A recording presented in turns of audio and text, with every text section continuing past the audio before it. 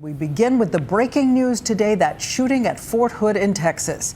It is the largest Army base in the nation, north of Austin, the site of that other deadly shooting nearly 5 years ago.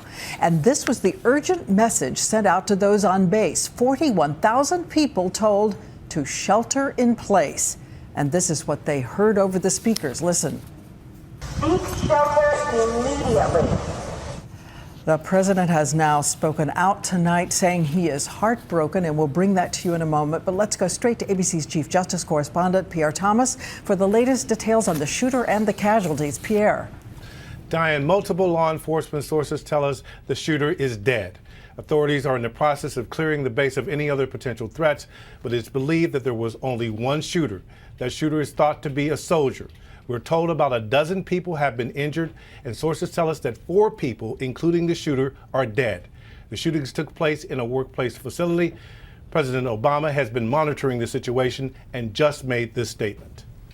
I want to just assure all of us that we are going to get to the bottom of exactly what happened.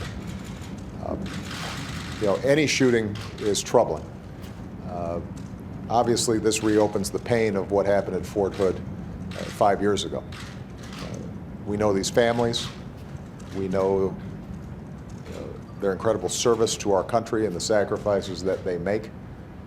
Obviously, our thoughts and prayers are with the entire community, and we are going to do everything we can to make sure that the community at Fort Hood has what it needs to deal with the current situation, but also any potential aftermath.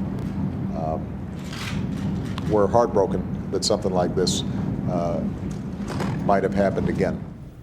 In addition to the military personnel at the scene, the FBI is also responding, as well as other federal agencies. They're now going through the base to try to secure the scene and take care of anyone who might have been hurt. This comes roughly 5 years after Army Major Nidal Hasan opened fire at Fort Hood, killing 13 people and wounding 32 others. It was the worst mass murder at a military installation in U.S. history. Major Hasan was sentenced to death last August. Diane, so sad that this tragedy has once again come to that base. And as we know, he was a psychiatrist on base there. But Pierre, let me just check again. As far as we know, one shooter? One shooter. They're double checking to make sure that there was no one else, but they believe one shooter, and we are told that shooter is dead, Diane. All right, Pierre, standing watch for us tonight on the story. And moments ago, I had a chance to speak with someone who was there on the ground when the shots rang out. Sergeant Major Nicholas Connor, the press information officer at Fort Hood. Right now, Diane, I can tell you that here at Fort Hood, we can confirm that there was a shooting. Unfortunately, this is something that we here at Fort Hood have experience with, and we're just hoping that we can get to the bottom of this as soon as possible. And I'm trying to imagine what it is for all of you who have been through this before, and we hear it in the sighs as you're talking about this. What was it like when you got that tweet, when you heard that alarm going out? I can tell you that back in 2009, I was actually just finishing up a deployment in Iraq with the 1st Cavalry Division, and so this is what we were just on the cusp of redeploying when we got the news in Baghdad, and so our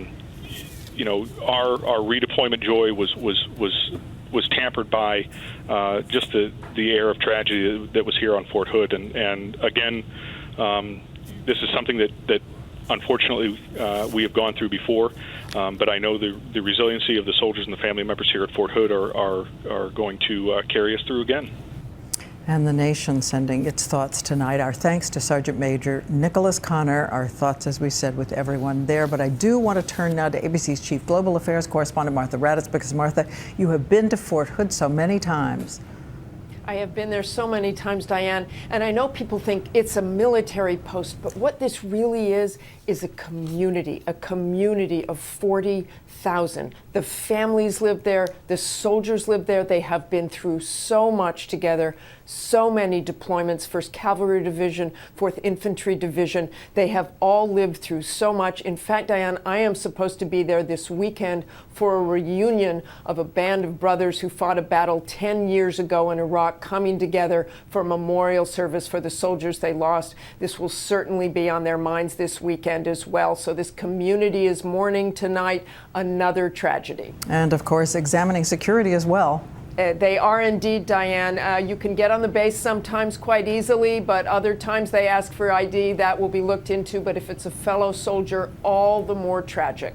All right, Martha Reddit's reporting in Washington, and she will be following the story throughout the night. We'll tell you more as we learn it on abcnews.com.